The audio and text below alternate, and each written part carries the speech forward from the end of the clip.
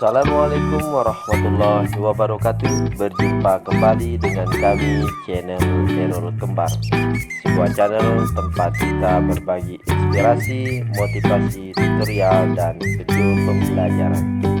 Jangan lupa hari ini untuk selalu bahagia dan bersih.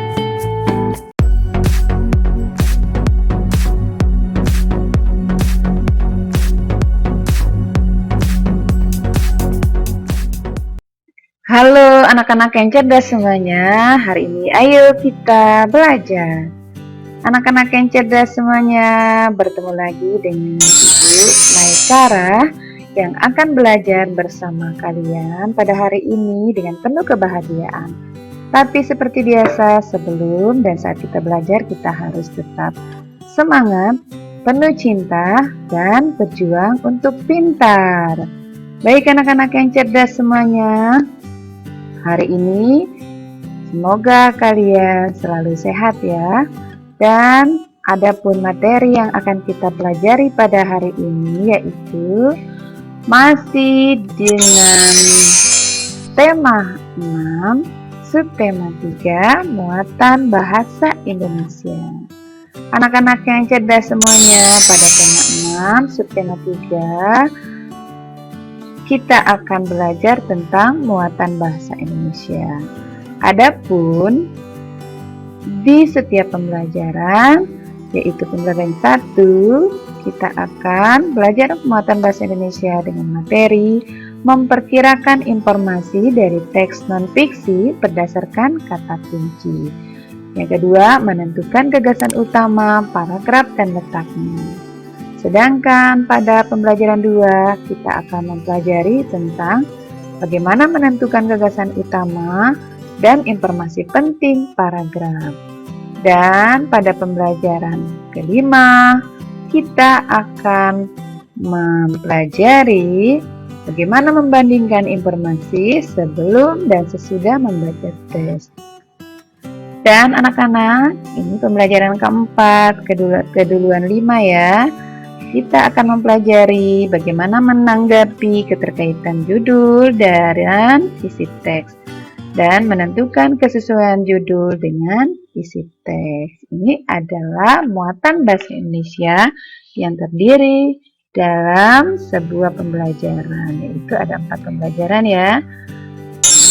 Nah, kita mulai belajar anak-anak yang cerdas semuanya dengan materi yaitu memperkirakan informasi dari teks non-fiksi berdasarkan kata kunci. Pada pertemuan yang lalu, Ibu sudah pernah menjelaskan bagaimana memperkirakan informasi dari teks non-fiksi berdasarkan kata kunci. Hari ini kembali Ibu akan jelaskan dan kita akan belajar kembali tentang materi tersebut. Anak-anak yang cerdas semuanya, kita bisa menentukan informasi sebelum membaca teks non-fiksi. Caranya, kita perhatikan judul teks, lalu kita tentukan kata kunci pada judul. Informasi pada teks dapat diperkirakan dari kata kunci pada judul. Sekarang kita akan memperkirakan informasi pada teks yang berjudul tanggung jawab sebagai warga negara. Nah, sekarang kalian perhatikan contoh yang Ibu sudah siapkan di sini. Setelah kita membaca, setelah kita lihat teks yang berjudul tanggung jawab sebagai warga negara, maka kita akan mencoba menuliskan hasilnya. Adapun judul teks yaitu wujud tanggung jawab sebagai warga negara. Kata kunci pada teks atau pada judul yaitu kita dapatkan 2, yaitu wujud tanggung jawab 2 warga negara. Adapun informasi sebelum membaca teks, ternyata kita dapatkan teks berisi tentang tanggung jawab sebagai warga negara yang harus dilaksanakan. Sudah diperhatikan anak-anak contoh dari Ibu? Sekarang kita lanjutkan materi, yaitu menentukan gagasan utama, paragraf, dan letaknya. Anak-anak yang cerdas semuanya, kita sudah menentukan informasi sebelum membaca teks non-fiksi. Sekarang kita akan menentukan gagasan utama paragraf pada teks non-fiksi. Kita juga menentukan letak gagasan utama paragraf. Gagasan utama paragraf bisa terletak di awal, tengah, atau akhir paragraf. Ingat, gagasan utama paragraf bisa terletak di awal, tengah, atau akhir paragraf. Mari kita simak teks non-fiksi dengan seksama. Perhatikan anak-anak, teks non-fiksi yang berjudul Wujud Tanggung Jawab sebagai Warga Negara. Yang perlu kalian ketahui bahwa teks non-fiksi ini terdiri dari 6 paragraf. Paragraf pertama, diperhatikan ya, kursor yang Ibu tunjukkan, ini paragraf kedua, paragraf ketiga, paragraf keempat, paragraf kelima, paragraf keenam. Dari 6 paragraf ini kita akan menentukan gagasan utama dan letak gagasan utamanya di mana. Sekarang kita mulai dari paragraf pertama, yaitu tanggung jawab merupakan kesadaran manusia terhadap tingkah laku atau perbuatan yang dilakukan. Tanggung jawab juga berarti melakukan perbuatan sebagai perwujudan kesadaran dan kewajiban. Setiap orang memiliki tanggung jawab yang harus dilakukan. Nah, paragraf pertama ini kita akan menentukan gagasan utama dan letaknya di mana, apakah di awal, di tengah, atau di akhir. Sedangkan paragraf kedua berbunyi, sebagai warga negara, kita memiliki tanggung jawab yang harus dilakukan. Tanggung jawab sebagai warga negara dapat dipenuhi dengan melaksanakan hak dan kewajiban. Hak dan kewajiban warga negara Indonesia telah tercantum dalam Undang-Undang Dasar 1945 dengan melakukan tanggung jawab. Kehidupan berbangsa akan harmonis. Ini kembali kita akan menentukan gagasan utama dan letak gagasan utamanya apakah berada di awal, di tengah, maupun di akhir. Oke, untuk paragraf ketiga, paragraf keempat, paragraf kelima, dan keenam, kalian Ibu berikan waktu untuk membaca sendiri ya. Baik anak-anak yang cerdas semuanya, Ibu rasa kalian sudah menyimak dan coba membacanya. Maka hasil dari simakan kalian dan saat kita baca, kita akan menemukan bagaimana hasilnya adalah seperti ini dia. Hasilnya pada paragraf pertama, gagasan utama terdapat yaitu pengertian tanggung jawab. Letak gagasan utamanya ternyata berada di awal paragraf. Dan untuk paragraf kedua, gagasan utamanya tanggung jawab yang dimiliki warga negara. Letak gagasan utamanya terletak di awal paragraf. Sedangkan untuk paragraf ketiga, bentuk tanggung jawab sebagai warga negara itu adalah gagasan utamanya. Sedangkan letak gagasan utamanya berada di akhir paragraf. Untuk paragraf keempat, gagasan utamanya yaitu bentuk tanggung jawab warga negara di mata internasional. Letak gagasan utama berada di awal paragraf. Untuk paragraf kelima, gagasan utama yaitu perwujudan tanggung jawab sebagai warga negara. Letak gagasan utamanya berada di akhir paragraf. Dan untuk paragraf terakhir yaitu paragraf ke-6, gagasan utama adalah bentuk pelaksanaan tanggung jawab. Letak gagasan utamanya di awal paragraf. Ibu rasa kalian sudah mengerti anak-anak ya bagaimana menentukan gagasan utama dan letak gagasan utamanya di setiap paragraf itu. Nah, untuk selanjutnya kita akan mempelajari tentang bagaimana menentukan gagasan utama paragraf. Ya, kita akan mempelajari bagaimana menentukan gagasan utama paragraf saja. Nah, di depan kalian Ibu sudah menyediakan sebuah teks. Teks ini berjudul Macam-macam reklame yang terdiri dari 3 paragraf. Di setiap paragraf, kalian akan menentukan gagasan utama saja. Tadi sebelumnya kita menentukan letak gagasan utamanya di paragraf, di posisinya apakah di awal, di akhir, atau di tengah. Sekarang kita akan menentukan gagasan utama saja di setiap paragraf. Silakan anak-anak membaca ya. Nah, setelah kalian membaca teks ini, Ibu contohkan satu ya. Ibu akan membaca paragraf yang pertama, yaitu reklame adalah karya seni yang digunakan untuk memberikan informasi, menawarkan produk atau menganjurkan sesuatu kepada masyarakat. Reklame dibuat semenarik mungkin agar orang mau membaca.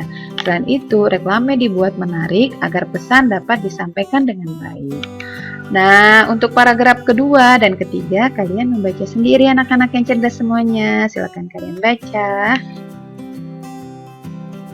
Baik anak-anak yang cerdas semuanya, setelah kalian membaca, kita mendapatkan hasil seperti ini.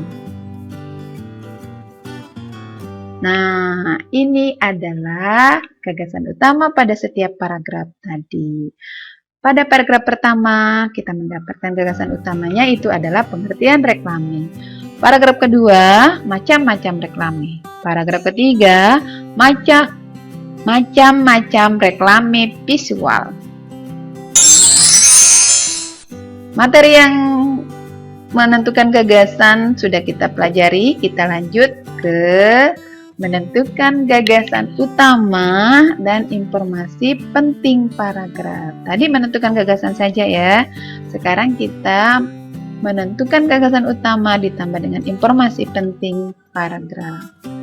Anak-anak yang cerdas semuanya, pelaksanaan tanggung jawab sebagai warga negara memberikan dampak positif. Dampak positif pelaksanaan tanggung jawab sebagai warga negara dapat dipelajari dengan membaca teks non-fiksi. Sekarang kita baca teks non-fiksi tentang dampak pelaksanaan tanggung jawab.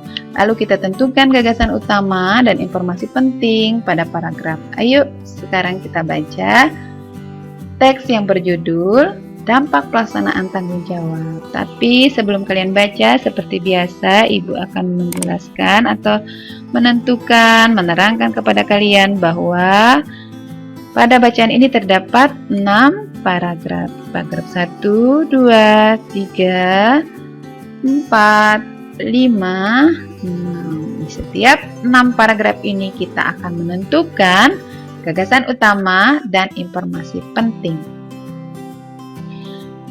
Setelah kita baca, kita mendapatkan bahwa paragraf pertama, gagasan utamanya yaitu dampak pelaksanaan tanggung jawab. Informasi penting yaitu pelaksanaan tanggung jawab sebagai warga negara memiliki dampak. Paragraf kedua, gagasan utama, pelaksanaan kewajiban sebagai cerminan tanggung jawab. Informasi penting tanggung jawab tercermin pada pelaksanaan kewajiban. Paragraf ketiga yaitu menjaga persatuan dan kesatuan bangsa sebagai bentuk tanggung jawab. Itu gagasan utamanya. Sementara informasi penting menjaga persatuan dan kesatuan bangsa merupakan tanggung jawab warga negara. Pada paragraf keempat yaitu pelaksanaan hak sebagai cermin tanggung jawab, itu gagasan utamanya. Informasi penting tanggung jawab tercermin pada pelaksanaan hak.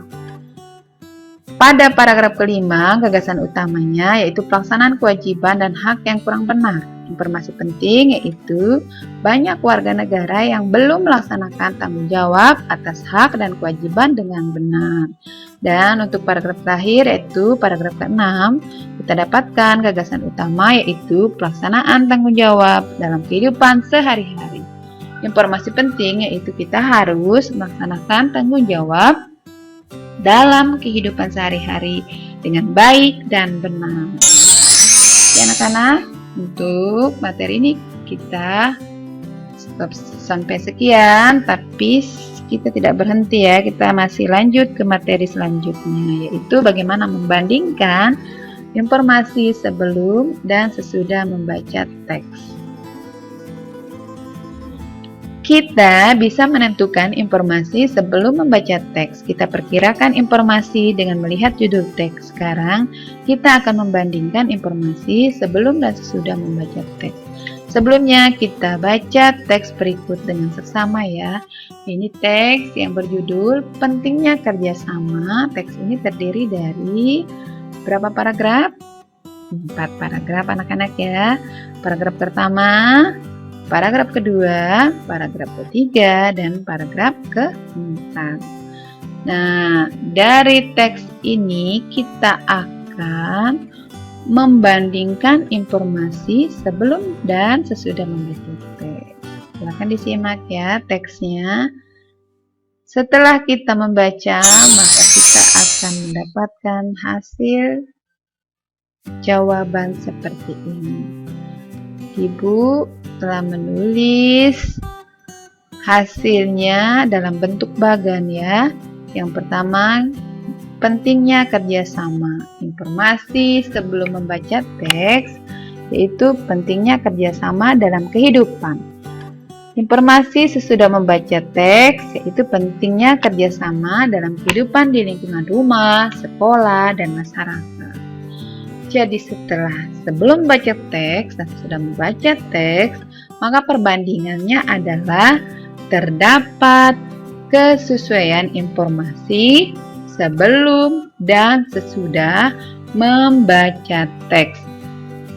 Ingat, setelah membaca dan sebelum terdapat perbandingan, yaitu kesesuaian informasi sebelum dan sesudah membaca teks.